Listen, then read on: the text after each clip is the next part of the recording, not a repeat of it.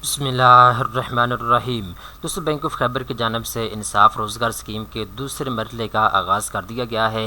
इस स्कीम के तहत कारोबारी मकासद के लिए, बिजनेस मकासद के लिए आप 1 लाख रुपए से लेकर 10 लाख रुपए तक कर्जा हासिल कर सकते हैं।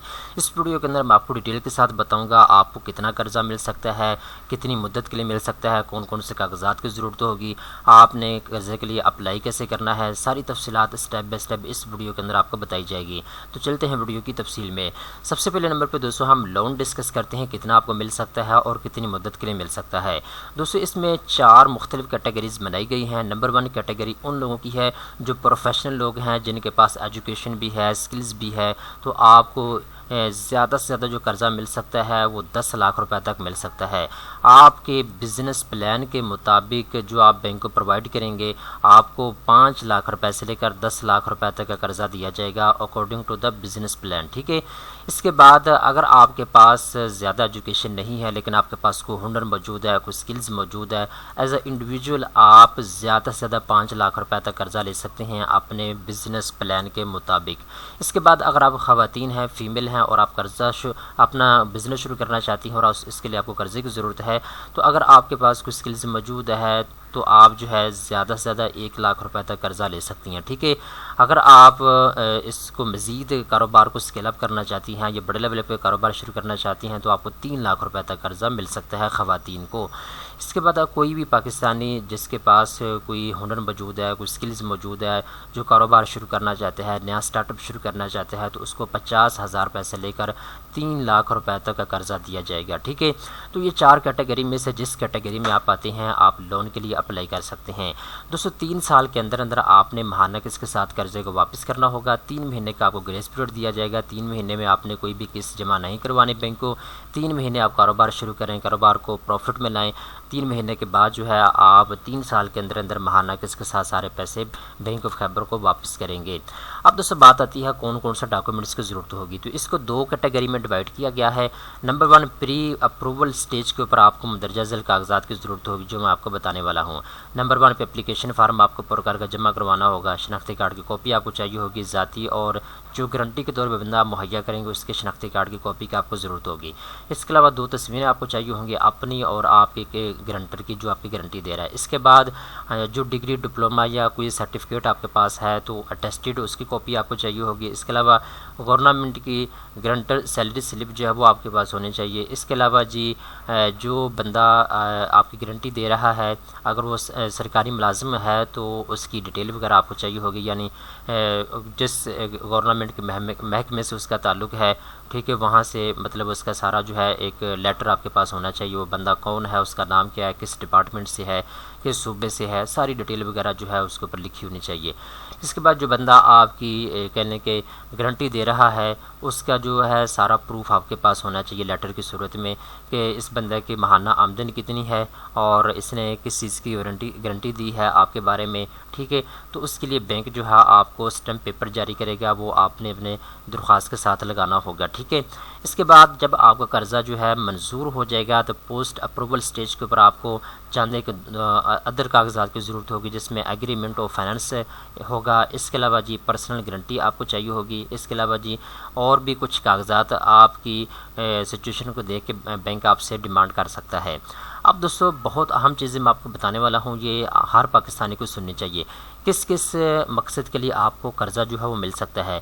तो इसमें मल्टीपल ऑप्शन आपके पास मौजूद हैं। अगर तो आप कपड़े का कारोबार शुरू करना चाहती हैं, खद्दर का, तो उसके लिए आप कर्ज़ा ले सकते हैं। इसके अलावा कोई और आप मेटल वर्क करना चाहते हैं तो उसके लिए आपको कर्ज़ा मिल जाएगा। इसके अलावा सोल मेकिंग, फुटओवर का आप कारोबार के लिए कर्ज़ा ले सकते हैं। इसके अलावा जी पोल्ट्री के कारोबार के लिए आप कर्ज़ा ले सकती हैं। ठीक है। लॉन्ड्री के कारोबार के लिए, हेयर ड्रेसिंग के कारोबार के लिए, रिटेल के कारोबार के लिए, स्मॉल स्केल ट्रेडर के लिए।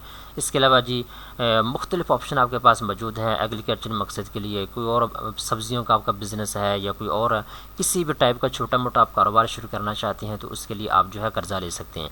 इसमें ख़ासकर जो डेयरी फार्म है, लाइव स्टॉक का कारोबार, पोल्ट्री के कारोबार, इसके अलावा जी एग्रीकल्चर का बिज़नेस। ठीक है। मल्टीपल ऑप्शन आपके पास मौजूद है, आप यहाँ आकर दे सकते हैं। अगर आप इनमें से किसी कारोबार के लिए कर्ज़ा लेंगे तो आपको कर्ज़ा देने में तरजीह दी जाएगी।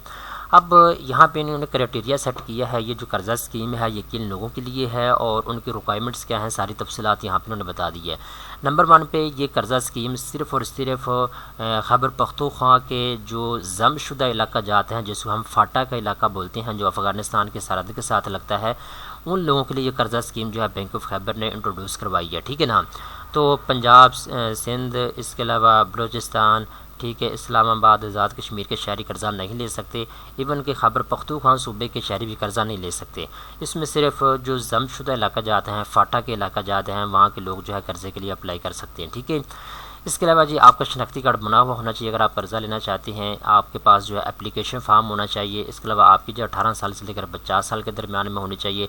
आपके पास कोई स्किल्स या कोई हुनर होना चाहिए ताकि आप कारोबार के लिए कर्ज़ा ले सके। कोई बिज़नेस प्लान आपके पास होना चाहिए। ठीक है। अगर आपने गवर्नमेंट के किसी इंस्टीट्यूशन से कोई कहने की स्किल सीखी हुई है, कोई आपके पास एजुकेशन है, तो एज अ प्रूफ आपके पास होना चाहिए। ठीक है। इसके अलावा जी कोई भी आप छोटा मोटा कारोबार करना चाहते हैं जिसका आपके पास कोई प्लान मौजूद है, ठीक है, तो उसके लिए आप कर्ज़ा ले सकते हैं। ठीक है। तो यहाँ पे इन्होंने इसकी सारी डिटेल जो है मेंशन की हुई है, आप अपने स्क्रीन के ऊपर देख सकते हैं।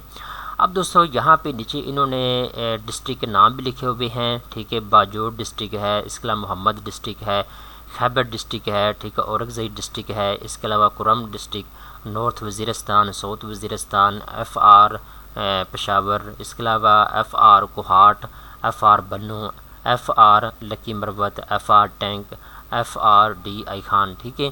तो ये तकरीबन इन्होंने काफ़ी ज़्यादा शहरों के यहाँ पे नाम लिखे हुए हैं। अगर आप इनमें से किसी भी शहर से आपका ताल्लुक़ है तो आप जो है कर्ज़ा स्कीम में अप्लाई कर सकते हैं। यहाँ पे इन्होंने फ़ोन नंबर दिया हुआ है, किसी भी किस्म की आपको मालूमात चाहिए तो आप इस नंबर के ऊपर कॉल कर सकते हैं।